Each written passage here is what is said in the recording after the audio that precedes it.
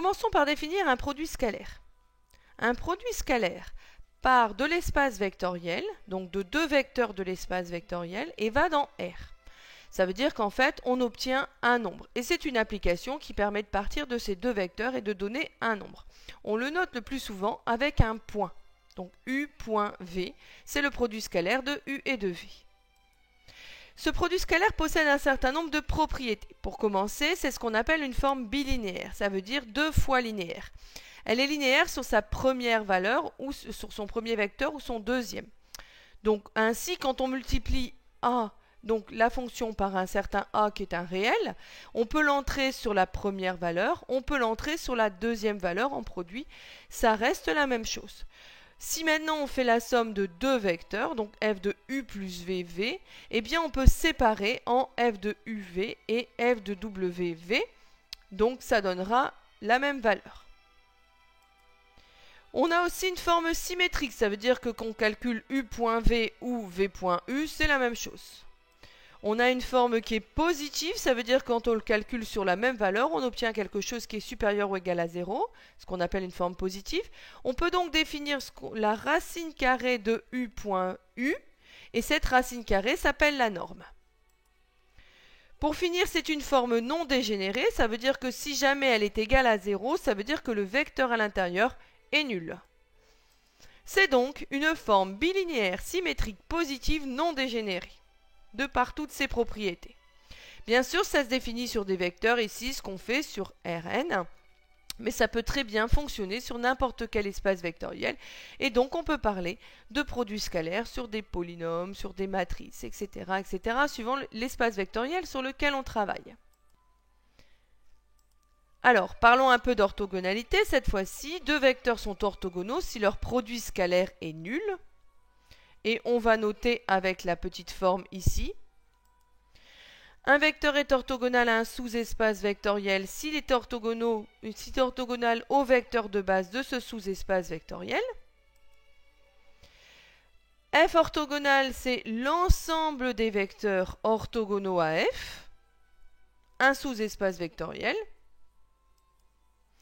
Et quand on fait quand on teste l'orthogonalité de deux sous-espaces vectoriels, en fait, il suffit que l'un des deux soit inclus dans l'orthogonale de l'autre.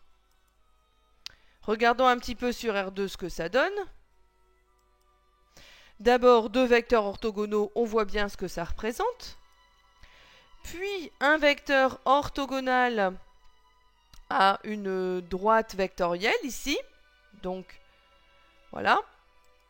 Et puis ensuite, deux sous-espaces vectoriels orthogonaux. Donc celui-ci est orthogonal à celui-là. Spécificité dans R3. Ce serait la même chose dans R2 en enlevant une coordonnée. Donc le produit scalaire de deux vecteurs, en fait, c'est le produit de leurs composantes. Donc x1 fois x2 plus y1 fois y2 plus z1 fois z2. Tout simple à calculer. Par exemple, si on choisit U qui vaut 1, 1, 2 et V qui vaut 0, moins 2, 1, quand on fait le produit scalaire, donc élément par élément, 1 fois 0 plus 1 fois moins 2 plus 2 fois 1, on obtient bien 0. La norme, cette fois-ci, c'est donc la racine carrée des coordonnées au carré, x1 carré plus y1 carré plus z1 au carré. Donc ici, la norme de U, facile à calculer, 1 au carré plus 1 au carré plus 2 au carré, 4, donc racine de 6. On va dire qu'un vecteur est normé si sa norme vaut 1, ce qui n'est pas le cas ici pour le U de l'exemple. Par contre, on est capable à partir d'un vecteur quelconque de créer un vecteur normé en divisant ce dernier par sa norme. Et dans ce cas-là, il est collinaire à U et normé. Ce qu'on peut faire ici avec U1, on divise chacune des coordonnées ici par racine de 6 qui est la norme de U. Et on va obtenir un vecteur normé. Une base orthonormée, c'est quand tous les vecteurs de la base sont orthogonaux entre eux et tous sont de norme 1. La base la plus classique étant la base canonique. Si on reprend I, J, K qu'on a l'habitude, on voit bien que la norme est de 1. Et c'est une base orthonormée puisque si je fais celui-là fois celui-là, j'obtiens 0. Celui-là fois celui-là, 0, etc., etc. Pour les sous-espaces vectoriels, Si on prend un sous-espace vectoriel d'équation ax plus by plus cz égale à 0, on est capable de retrouver un vecteur orthogonal à ce sous-espace en récupérant les trois éléments qui sont ici dans l'équation. Donc ABC est un vecteur orthogonal à ce sous-espace, très pratique à utiliser dans les exercices. Inversement, si on a une droite vectorielle qui a pour vecteur directeur ABC, on sait que son orthogonal, c'est le sous-espace d'équation ax plus by plus cz. Donc facile de passer de l'orthogonal à l'espace vectoriel.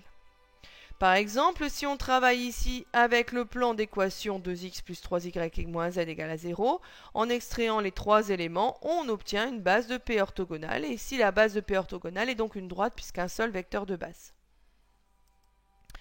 On va dire aussi que f et f orthogonales sont supplémentaires. Donc, ça veut dire quoi? Ça veut dire que quand on prend une base de f et qu'on y ajoute une base de f orthogonale, eh bien, on obtient une base de e. Par exemple, ici, si on prend ce vecteur-là et ce vecteur-là qui forment une base de R3, alors je rappelle, on passe le Z de l'autre côté, on extrait les deux éléments en X et en Y, on obtient donc une base du plan. Et bien, si on ajoute à cette base du plan le vecteur qu'on a trouvé orthogonal juste avant, eh bien, on va obtenir une base de R3. C'était une proposition intéressante pour construire des bases orthogonales. Et c'est fini!